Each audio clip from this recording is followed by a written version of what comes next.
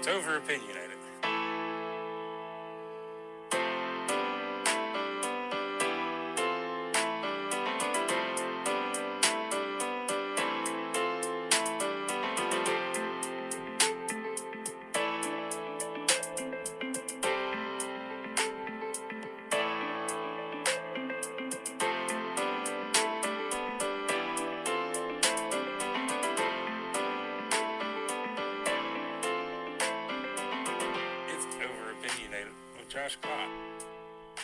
Welcome back to Over Opinionated, your home for soft-spoken truth. It is episode 18. I want to apologize to my audience for not having an episode last week, but I had a personal problem with my car, which happens to all of us. I wish that I could do this podcast every day and give a podcast Monday through Friday, but I don't have the time or the money to do that. If I was ever big enough and ever had the money and funds, I would do it every day. But all those big guys that do a Monday through Friday podcast every day only do podcast. They have a team around them, and they have quite a bit of money coming in. If they're not millionaires, sometimes they're close to it. Not always, but pretty much all of them. Well, let's get today started off. There seems to be a common theme in politics today, and the two common theme is old and corrupt, regardless of political party. It seems like our political parties are controlled by the old and the corrupt on both sides. And I've told you many times before, I don't care how old you are. It may seem like I do. I do care how long you've been in office. I do care how you can handle the job. That brings us to our first story of the show. And listen, you may not get all of your news first here. You never will. But I want to take time and deliver my opinion. I'm not a breaking news type of organization. This is an opinionated show that we back our opinions up with facts. And I'm going to go to ABC News and read an article that was published last week on August 3rd, 2023. Washington. Focus on Biden rather than Donald Trump's federal court appearance. House Republicans released a transcript Thursday of their interview with Hunter Biden's former business associate, dealing with overseas financial dealings by the president's son.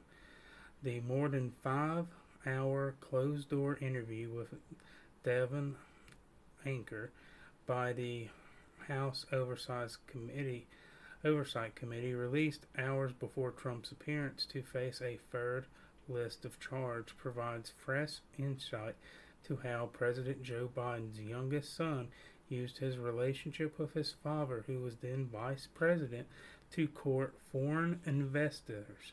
Archer said Hunter Biden was using the illusion of access. In Washington, Republicans on the panel hope to use their work to prone impeachment proceedings against the president.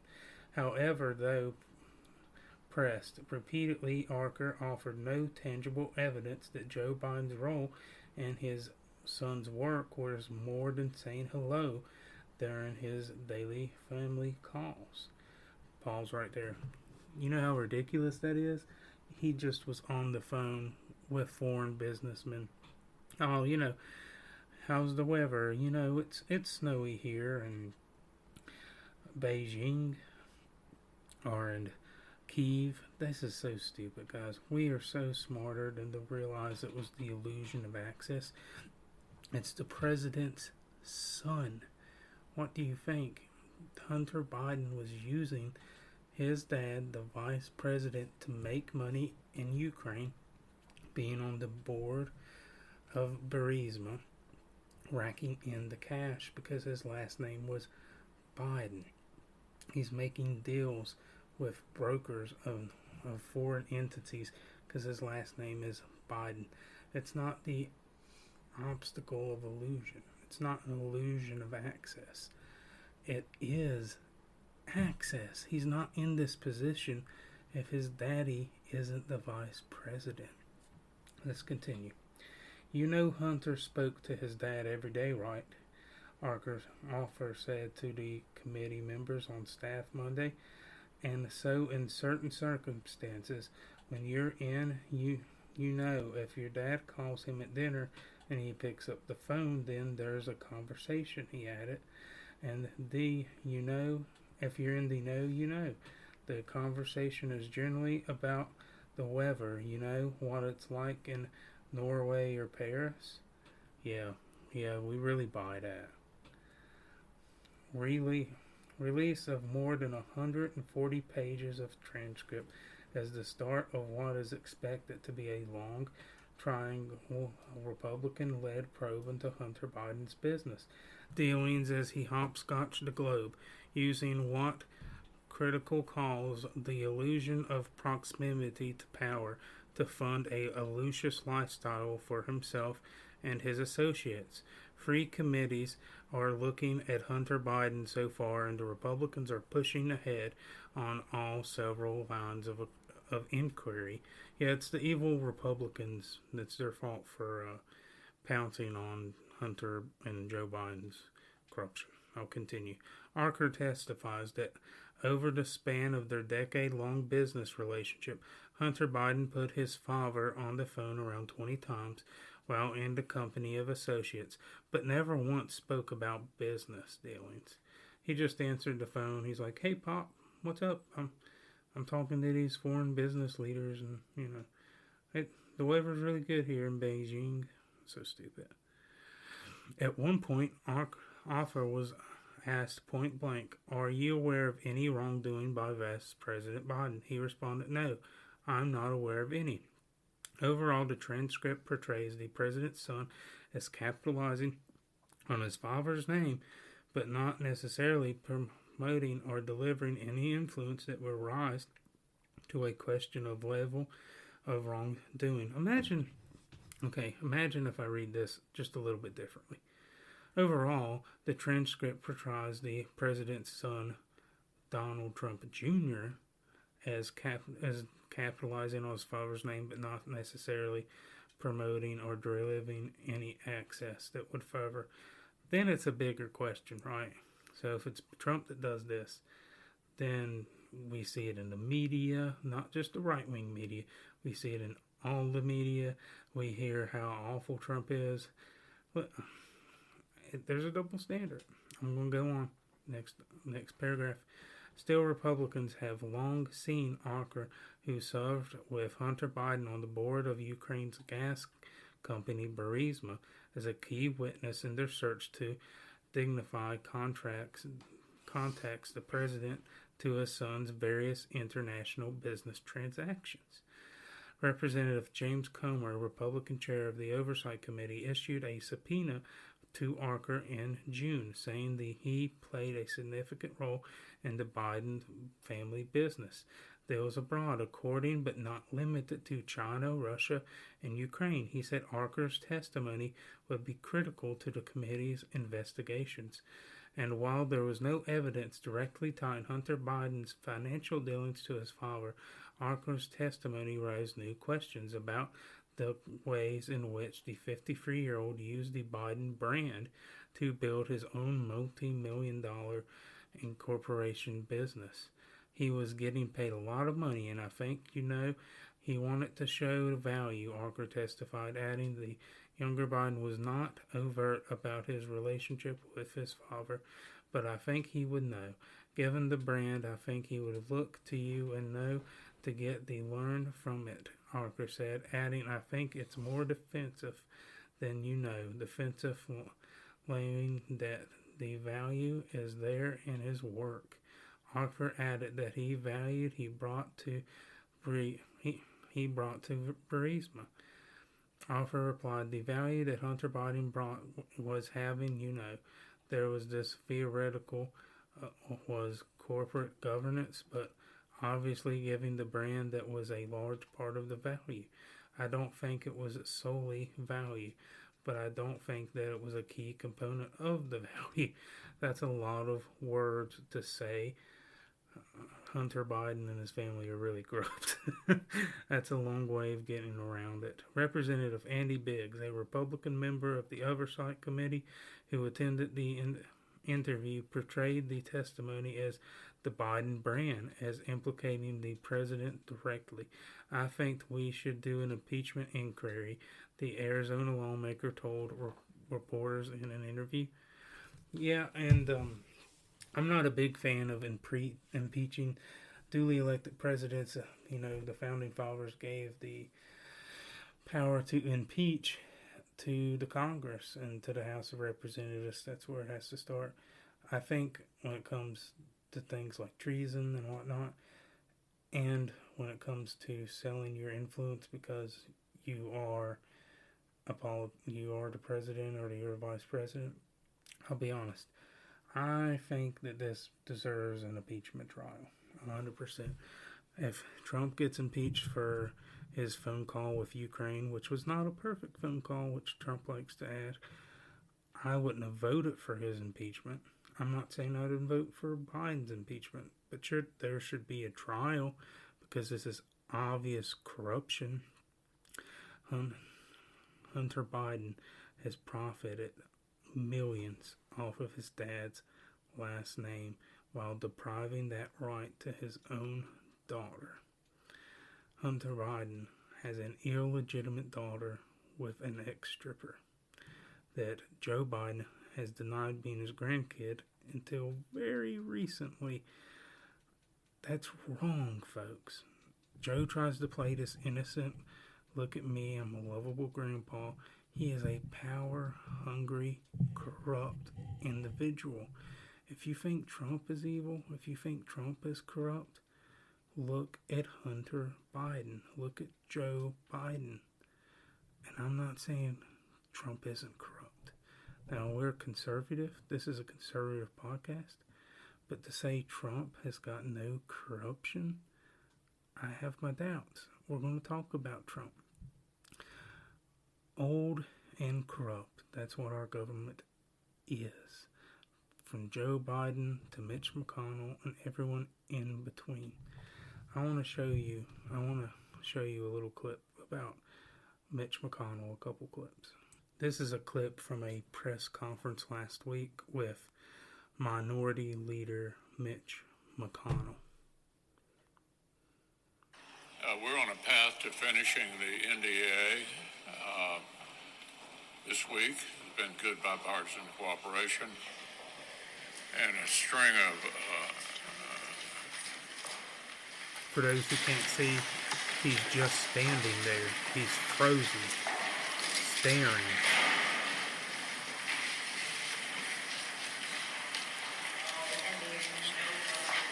It's awful work. He's just standing there. A senator motions for him to leave the podium. Anything else you want to say, or should we just go back to your press? Do you want to say anything else to the press? Let's go back. Go ahead, John. I'll take it. Let's go back to you. Go ahead, John. Could you address what happened here at the start of the press conference, and was it related to your injury from earlier this year where you suffered a concussion? Is that... I'm fine. You're fine, you're fully able to do your job? Mr. Lear, can I just get... Oh man, he looks bad. Listen, a lot of conservative Republicans hate Mitch McConnell. I don't hate Mitch McConnell. I think he's done a lot of good for our country when it comes to federal judges. If it wasn't for Mitch McConnell, we wouldn't have the Supreme Court we do today. Trump always gets the credit for it, and he should, but so should Mitch McConnell, because he said, I'm not going to put Merrick Garland on the Supreme Court when there's a presidential year. I'm going to hold out. He held out. He had a gamble. He went to Vegas, but the Republicans won the nomination. The Republicans won the presidency, and we got 3 Supreme Court justices out of it. That was great. But what you've seen here is Mitch just totally freezing. He's having a Joe Biden moment. He doesn't know where he is. He's blank. Listen, he's old. He's in his 80s. I'm not mad at Mitch McConnell, but it's time to step down. It's time. He shouldn't have ran for re-election. Okay? He's got 3 more years, I think. He's either got 3 or 4 years left.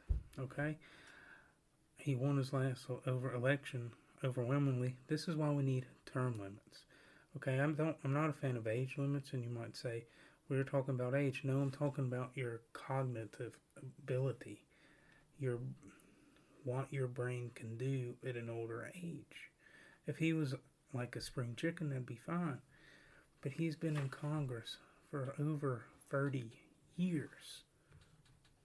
I'm going to play you a video that Mitch McConnell had giving a speech this week in his home state of Kentucky, where he's won so many elections. Listen to this. He's trying to speak, but the whole crowd is yelling at him. Listen to this.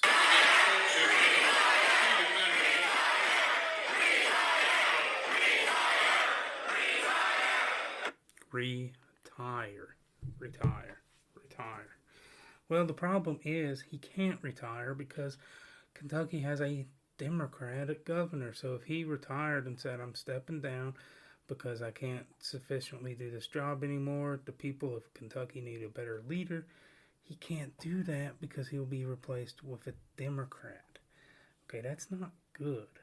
He shouldn't have ran for re-election, and maybe the governors shouldn't replace Senate replacements when someone dies or steps down or is forced to resign. Maybe that should be handled by the legislature. Or maybe you should just have an automatic election within the next 90 days, whatever your pick is, because once you are selected by the governor, I think you have 2 years, and then within that 2 years you have to have an election. But yeah, that's an awful look. And this is the leader of the Republican Party pulling a Joe Biden moment. Joe Biden doesn't know where he is half the time. He talks out of his head too. Well, the Republican leader's doing the same thing. That's why we have to have term limits. Now, I don't think term limits will ever happen because the way that they to get passed has to be through the politicians. And the politicians like those jobs. Okay? You either have to have the states ratify it. The states have a state convention where they ratify it. Or you have to have also the Senate, the House of Representatives, and then go back to the states. It's a long process. I'm sorry I'm not explaining it clearly. I'd have to go back and look at it. But the same people that we want to term limit would be voting on the term limitation. That's the problem. And now I think most Republican voters want term limits. I think a lot of Democratic voters want term limits. Most Americans do. And most voters do. But the politicians don't, because you get that House of Delegates seat, it gets pretty nice, and you want to sit in it 30 or 40 years. You move on to Congress, it gets pretty nice. You want to sit in it 30 or 40 years.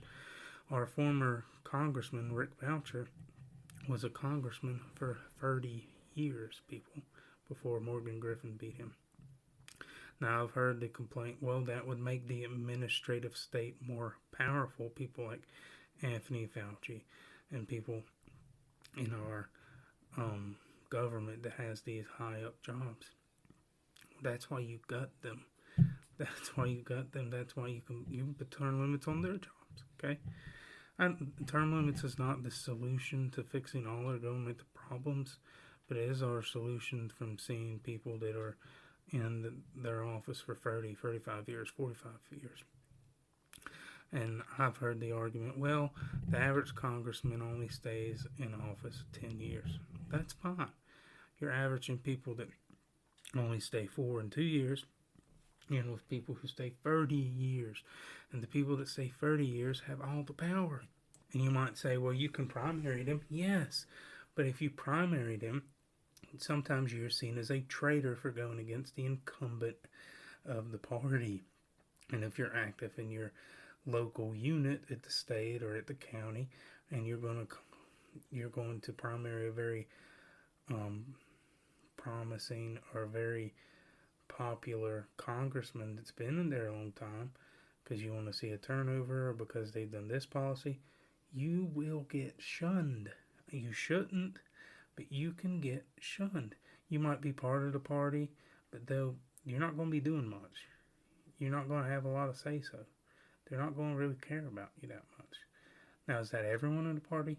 No, but that is a lot of the establishment. Okay? You don't go against the establishment, or at least you're not supposed to. And then you gotta play politics. That's wrong. We need term limits, and the legislative term limits can be a lot longer than the term limits in the executive branch. I don't see why anybody needs to serve more than 2 terms in Senate. The Senate has a 6-year term. That's 12 years in the Senate.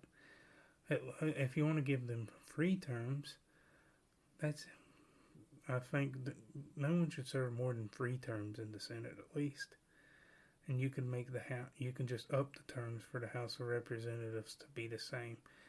Okay, no one should be in the Senate for more than 3 terms. This is just a quick list of Congress and how long they have been in power and how old they are. This is just a very quick list of some notable names. I didn't even pull up all the names. Dianne Feinstein, the oldest member, is 90 years old, born in 1933. Has been a senator from California since 1992. She's been in power. She's been a senator since 1992. She's 90 years old. She's in the hospital a lot because she's a 90-year-old. 90-year-olds, man, 90-year-olds that have been in office since 1992 should retire. I think she will this next go-around, but still. Chuck Grassley of Iowa, born in 1933, 89 years old, has been in office since 1981 with 8 terms. Nancy Pelosi, the former Speaker of the House, is 86 years old. She's 83 years old and has been in the House of Representatives since 1987. She was in power when Ronald Reagan was president. Okay? Oh my goodness. If she acted more like Ronald Reagan, maybe I'd be okay with it. That's insane. Since 1987, people. Mitch McConnell, 81 years old, senator, has served 7 terms since 1985. And it's not just about their age, it's how long they've been in power. When you're in Washington for that long, you make friends, you make connections, you make money. And you should not be in office. From Dianne Feinstein's from 1992? It's before I was born. Oh, man. That's crazy. That's crazy, guys. You should not be a senator for 30 years. That's not a good thing. That's not. I know some people don't want term limits, but they're the minority, okay? But the reason we will not have term limits is because people like to hold their seats. People like to hold power, and that's not a good thing. Also, the president's not a spring chicken either. He's in his 80s. Donald Trump is knocking on the door of the 80s. They've both been in power. Donald Trump, for all his faults, he does know what day it is. Joe Biden forgets every single time where he is and what he's doing. He's out of it. At least Trump knows what he's doing. At least he's energetic in his old age. Okay? And he is term limited. So if the American people want to pick Donald Trump, my whole problem with Trump is he is facing so many accusations. And some of them are BS. These latest accusations from Washington, D.C. about January 6th, they're BS. Okay? But they're designed to get you to feel bad for Trump. I had a conversation with my grandfather, and I asked him if he was to vote in the Republican primary today, who would he vote for? And he said, I'd have to vote for Trump because all the things they're putting him to.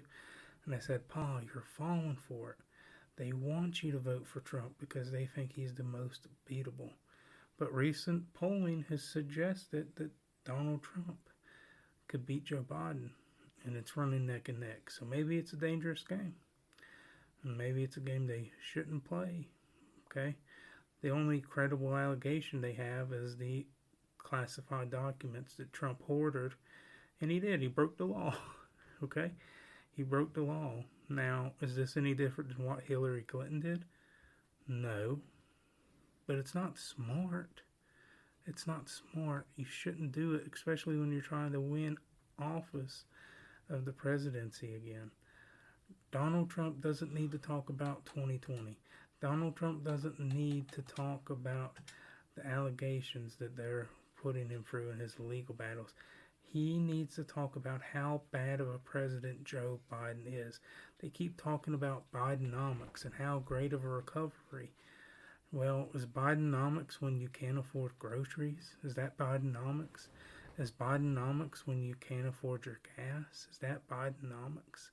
And you can bring up some statistics where the economy is improved because we artificially put the economy in a coma for COVID for 2 years, and we're still dealing with the ramifications of that.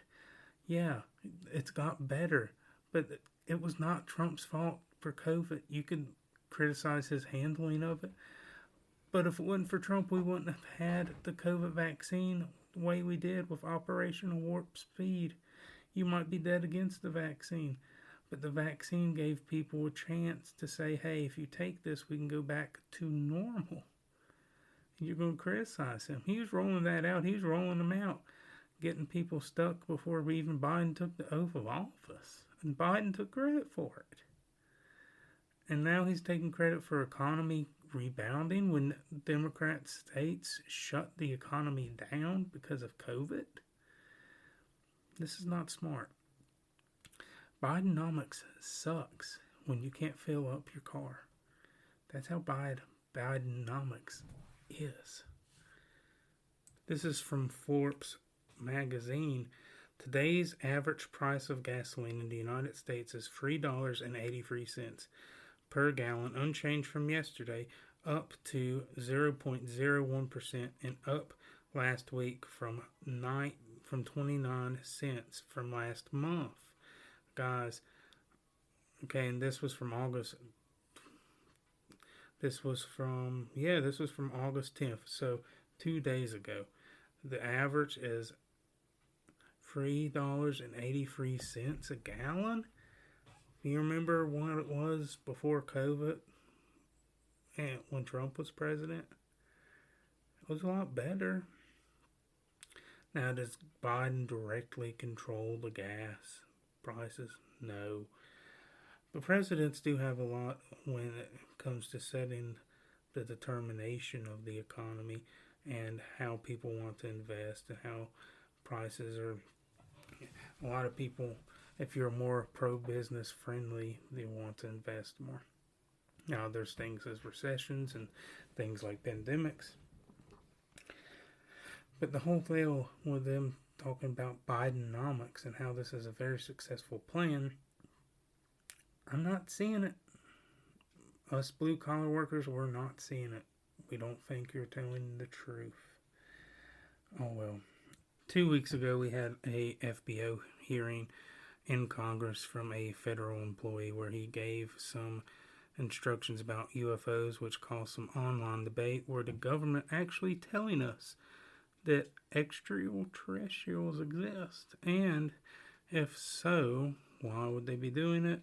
Are they trying to distract us from something? That's what a lot of people think. I want to play you a little clip from the South Carolina Representative Nancy Mays, and we'll play you another clip after this for bonus for fun, so you can just cringe. It's a very cringy thing she did, but I'm going to play you a clip from the hearing 2 weeks ago. Possession of potentially non-human spacecraft. Based on your experience and extensive conversations with experts, do you believe our government has made contact with intelligent extraterrestrials? Something I can't discuss in public setting. Okay, I can't ask when you think this occurred. If you believe we have crashed craft, stated earlier, do we have the bodies of the pilots who piloted this craft? As I've stated publicly already in my News Nation interview, biologics came with some of these recoveries. Yeah.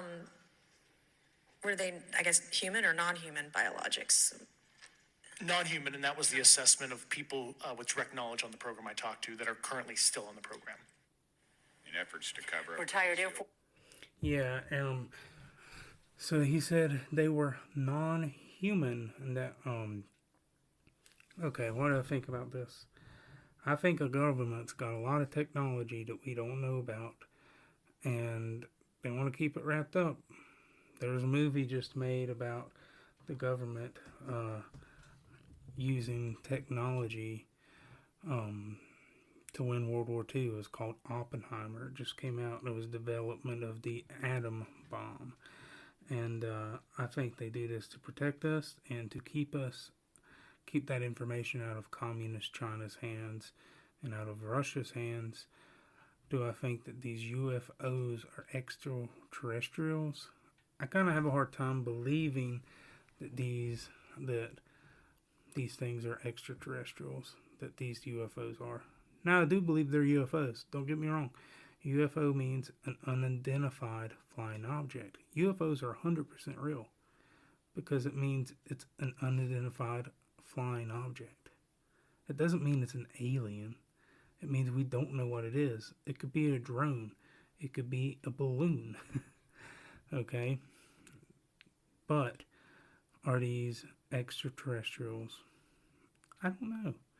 But it brought up the debate. If you're a fan of the Daily Wire like I am, you got to see Ben Shapiro and Mike Walsh debate about the extraterrestrials, which is interesting. It's fun. Fun conversation to have. This is my take on it. I don't think that these are aliens.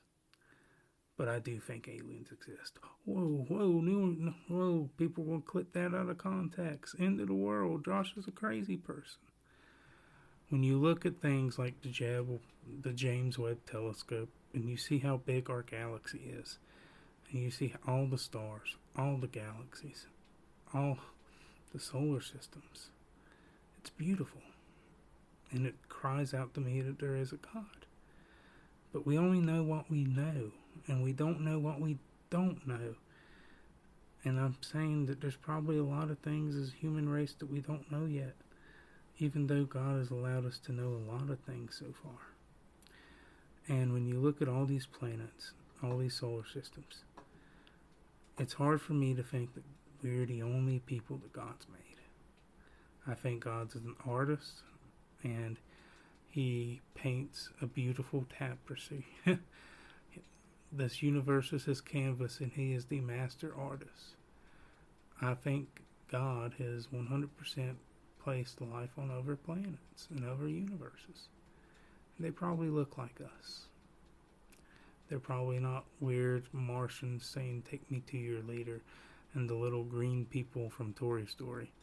Okay? And we can't fathom space travel. Not really. We've been to the moon. Woohoo. The big rock in the sky. Don't get me wrong. It was cool. It was awesome we were there. But that's pretty close. Okay? That's pretty close to us. We can't fathom traveling that far in the distance. We don't know how far developed these people are. They could not have... It could be that they're not as technologically advanced as we are. All the time we think we're the most technologically, that they would be so much more technologically advanced. We don't know. They might not have electricity like we do. We might be ahead of the curve when it comes to intelligent life, if there's anything else out there. And I think there is. And I think there is because I think God's an artist. Now, some people will say, wouldn't they say that there's aliens in the Bible? My response is no, because God doesn't tell us everything we want to know in the Bible. He tells us everything we need to know in the Bible. And there's a few instances in the Bible where God says, I couldn't write this down. Well, not I couldn't write this down, I didn't. He told John twice. Well, he told John once. In Revelation, he said, stop writing. This is not for them to know. He told the angel to tell John that. And there's a whole part of Revelation that we don't know. Also in the book of John, the Gospel of John, John writes, these are the things that I've recorded, but Jesus did a whole lot more than what I recorded. So, don't get me wrong. The Bible is God's infallible word. It is inspired, God-breathed. It is His word. It is our spiritual food. But that doesn't mean that it has everything in the universe that God knows. Okay? And you could call me crazy, and maybe I am. But I think this universe is way, way, way too big for us to be the only intelligent life force. Do I think these UFOs are aliens from a distance? No. But I will say this, and this is just my word, and so you might not believe it. I used to have a guy I went to Bible study with, and he worked for the Roanoke Airport. And he told me, he's like, a lot of these people that are sitting down and looking over the controls and looking at the air traffic, they'll tell you he's also said, I spoke to the pilots, they'll tell you they've seen UFOs. They didn't know what they were. They were fast. All of them. He said this was a regular occurrence. And I believe him. UFOs are 100% real. Doesn't mean they're aliens. It means they're unidentified flying objects. We don't know what they are. Could they be from the government? I think a lot of it is, yeah. Could it be we just don't know? Yeah. Are they aliens? E.T. phone home? Probably not. So don't worry about it. And just see how amazing God is. I promised you I've got to play you one of the cringiest clips I've ever seen from a Republican with that Republican that was questioning them at the UFO hearings, Nancy May. This is Nancy May at a prayer breakfast in an event for Tim Scott, the senator of South Carolina, who is running for Congress. This is an event where Tim Scott's and Nancy May's pastors both there, and this is a prayer breakfast. And we're all sinners. Most of us are fornicators and adulterers, pretty bad people, right? And we should stop, and we should repent and accept Jesus' forgiveness. Even after we're saved, we're going to fall into sin. That's when we ask for forgiveness. With that being said, Nancy Mace is being a total cringy fornicator. And let me... and that might sound funny, but let me show you the clip from 2 weeks ago. I know it was 2 weeks ago. But this was so cringy. It was the cringiest thing I've ever seen. Another year, another standing room only event. And when I woke up this morning at 7, I was getting picked up at 7:45. Patrick, my fiance, tried to pull me by my waist over this morning in bed. And I was like, no, baby, we don't got time for that this morning. I got to get to the prayer breakfast. And I got to be on time. And a little TMI. But he can wait. I'll see him later tonight. But... Yeah, I had to get to prayer breakfast, and my fiance, he pulled me by the waist. He was like, get in here, honey. Mm-hmm. And I was like, no, we got time later tonight. Mm-hmm. Oh, that's so cringy, guys. Imagine doing that in front of your pastor and a church event. Just really, really cringy. It hurt her. And I don't know, someone might run in the primary against her, not just because of that, but because of a few other things, but not a good look, not very smart. And some people will say, well, don't criticize other Republicans. You have to. If you don't criticize other Republicans, how are we going to get better as a party, okay? I don't know how. I really don't know how. Well, everyone, I am really sorry that it took me so long to get you this episode. I'm going to try to get more episodes out. I definitely had a rough time with some car problems, but I'm going to be okay. Thank y'all so much for tuning in. Also, I didn't read the story about it, but I just, I found out today and that Hawaii has been having some wildfires and people have died. Over 50 people have died. So please keep them in your prayers. There are state over in the Pacific Ocean. So keep the Hawaiian Islanders, our fellow Americans, in your prayers as you go throughout the week. In our Bible verse of the day, it's going to be a little bit, it's going to be a few different things. It's going to be from 1 Kings chapter 3. I'm actually going to let the Bible app read the first little bit to you guys. 1 Kings chapter 3. Solomon made an alliance with Pharaoh, king of Egypt, and married his daughter. He brought her to the city of David until he finished building his palace and the temple of the Lord, and the wall around Jerusalem. The people, however, were still sacrificing at the high places because a temple had not yet been built for the name of the Lord. Solomon showed his love for the Lord by walking according to the instructions given him by his father David, except that he offered sacrifices and burned incense on the high places. The king went to Gibeon to offer sacrifices, for that was the most important high place, and Solomon offered 1,000 burnt offerings on that altar. At Gibeon, the Lord appeared to Solomon during the night in a dream, and God said, "Ask for whatever you want me to give you." Solomon answered, "You have shown great kindness to your servant, my father David, because he was faithful to you and righteous and upright in heart. You have continued this great kindness to him and have given him a son to sit on his throne this very day. Now, Lord my God, you have made your servant king in place of my father David, but I am only a little child and do not know how to carry out my duties. Your servant is here among the people you have chosen, a great people, too numerous to count or number. So give your servant a discerning heart to govern your people and to distinguish between right and wrong. For who is able to govern this great people of yours?" The Lord was pleased that Solomon had asked for this. So God said to him, "Since you have asked for this, and not for long life or wealth for yourself, nor have asked for the death of your enemies, but for discernment in administering justice, I will do what you have asked. I will give you a wise and discerning heart, so that there will never have been anyone like you, nor will there ever be. Moreover, I will give you what you have not asked for, both wealth and honor, so that in your lifetime you will have no equal among kings. And if you walk in obedience to me and keep my decrees and commands as David your father did, I will give you a long life." Then Yeah, so I like that. That's the verses of the day is 1 Kings chapter 3, 1 through 14.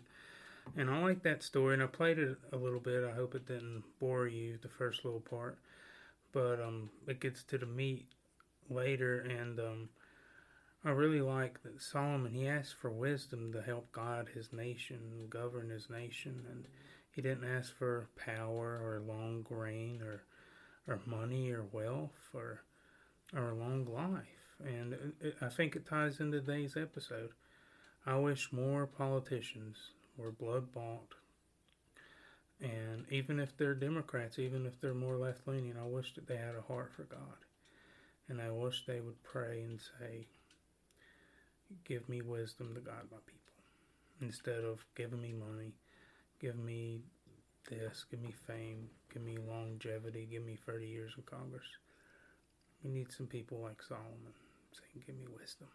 And when I need that in my life, you need it in yours.